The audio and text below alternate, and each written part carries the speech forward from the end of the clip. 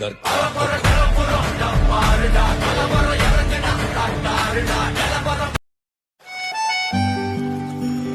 நெய்தல் நிலம் என்பது பண்டை தமிழகத்தில் பகுத்து அறியப்பட்ட 5 வகை தமிழர் நிலத்திணைகளில் ஒன்றாகும். நெய்தல் என்பது கடல் மற்றும் கடற்கரையில் இருந்து வந்த அனைத்து நிலைகள் மற்றும் சூழ்நிலைகளை கையாளும் ஒரு திணையாகும். இதில் கடல், மணல் மற்றும் கடற்கரை தொடர்புடைய சம்பவங்கள் மற்றும் உணர்வுகள் முக்கியமாக இடம்பெறும். நெய்தல் திணையின் சிறப்பு அதன் இயற்கை சூழலை பற்றிய விவரங்களை விளக்கும் திறமை மற்றும் அதன் கவிதையின் அழகில் உள்ளது. இத்திணையில் உள்ள மக்களை பரத்தவர் மற்றும் பரத்தி என்று அழைப்பர். மேலும் இத்திணையில் வாழ்ந்த மக்கள் உப்பு விற்றல் மற்றும் மீன் பிடித்தலை தங்கள் தொழிலாக செய்து வந்தனர். இத்திணையின் பறவை நீர்க்காக்கை மற்றும் அன்னம். இத்திணையின் விலங்கு சுறா மற்றும் முதலை. நெய்தல் திணையின் பூ நெய்தல் பூ, மரம் புன்னையும் தாழையும் ஆகும். இத்திணையில் வாழ்ந்த மக்கள் வருண பகவானை கடவுளாக வழிபட்டனர். இத்திணையின் முதல் பாடலாக அகநானூறு எண் 20. இதனை எழுதியவர் உலோச்சனார். இத்துறை பகற்கூறி வந்த தலைமகன் சிறைப்புறத்தானாக தோழி தலைமகற்கு சொல்லுவாளாய் தலைமகன் கேட்பு சொல்லியது. இதன் பாடல் வரிகள் பின்வருமாறு.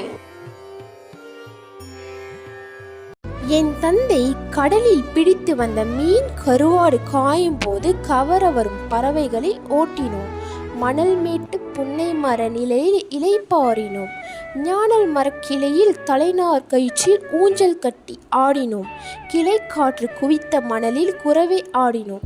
அதோடு தோழிமாரோடு கடலில் குளித்ததையும் மணிப்பூத்தழைகளால் ஆடை கட்டி உடுத்தியதையும் ஊர் பெண்கள் ஏதோ பேசியதால் தாய் கட்டுக்காவல் போட்டிருக்கிறாள் என தோழி தலைவியிடம் கூறுகிறாள்.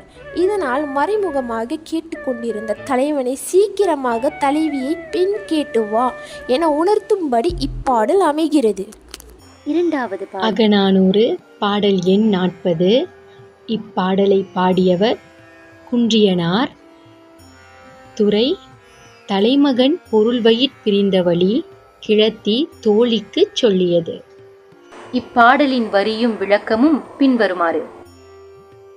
மாலை நேரத்தில் அவர் உறவுக்கு ஆசை கொள்ளும் நெஞ்சம் துன்புறும் வகையில் விட்டுவிட்டு அவர் சென்று விட்டார் என்றாலும் அவர் மார்பில் துஞ்சும் என் உறவு அறுபடாமல் இருக்க வேண்டும்.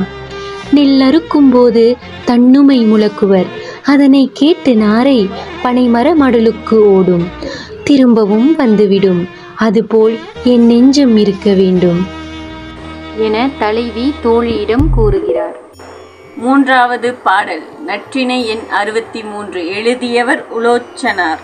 துறை அலர் அச்சத்தால் தோழி சிறைப்புறமாக செறிப்பு அறிவுறுத்தியது. இதன் பாடல் வரிகள் பின்வருமாறு. வலிமையான கடலில் ரொம்ப கஷ்டப்பட்டு பெரிய வலைகளை வீசி மீனவர்கள் நிறைய மீன்களை பிடித்து வந்து புது மணலில் காய போடுகிற அந்த பகுதியில் மக்களோட பேச்சு பெரும் இரைச்சலாக இருக்குது. மீனின் நாற்றம் காற்றுல பயங்கரமாக வீசுது. அந்த வாசனையை தடுக்கிற விதமாக புன்னை மரத்தோட வாசம் அந்த ஊர் முழுக்க மணக்க செய்யுது. இந்த ஊர் ஒரு நியாயமும் தர்மமும் இல்லாத ஊர் என்று தோழி சொல்கிறாள். நீயும் தலைவனும் காதலிப்பது ஊர் முழுக்க வதந்தியா பரவி உள்ளது. இந்த புரளியே ஊரே பேசி வளர்த்துக்கிட்டு இருக்கு. தர்மமே இல்லாத இந்த ஊர் பேச்சை கேட்டு தலைவியுடைய தாய் வீட்டுக்குள்ள தலைவியை பூட்டி வச்சிடுறாங்க. இதனால தலைவிக்கு பசலை நோய் ஏற்பட்டு காதல் சோகம் தாங்க முடியாம தலைவியின் உடல் ஒளி இல்லாம காணப்படுகிறார். கடலையே ஆளுகின்ற தலைவன் தன்னுடைய அழுக்கு நிறைந்த குதிரையை கடல் நீரால் கழுவுகிற அந்த தலைவனுடன் இருக்கிற உன்னுடைய காதல் உனக்கு ஆபத்தாகி விருமோன்னு பயமா இருக்கு. நான்காவது பாடல் ஐங்குறுநூறு. பாடல் எண் 107. பாடியவர் அம்மூவனார். துறை தோழி செவிலிக்கு அறத்தோடு நிலை குறித்து கூறியது. இப்பாடலின் வரியும் விளக்கமும் பின்வருமாறு. தலைவி தலைவனின் பிரிவை தாங்காமல் அவனை நினைத்து மெலிந்து கொண்டிருந்தாள். தன் ஒளிவீடும் நெற்றி பசந்து போக மெலிவடைந்து துன்பத்தால் வாடுகின்றாள் தோழி. மேலும் கடல் அலை ஓசை கேட்கும் போதெல்லாம் அவன் தேரோசையோ என்று தூங்காமல் கிடக்கின்றாள் தோழி.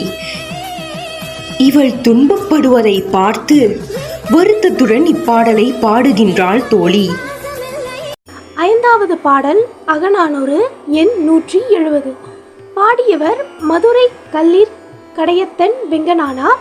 துறை தலைமகள் காமம் மிக்க களிப்படர் கிளவியர சொற்றது. பாடல் வரிகளின் பொருளானது: என் காதலன் என்னோடு இருந்ததை கனலோ களியோ சாட்சி சொல்லாது.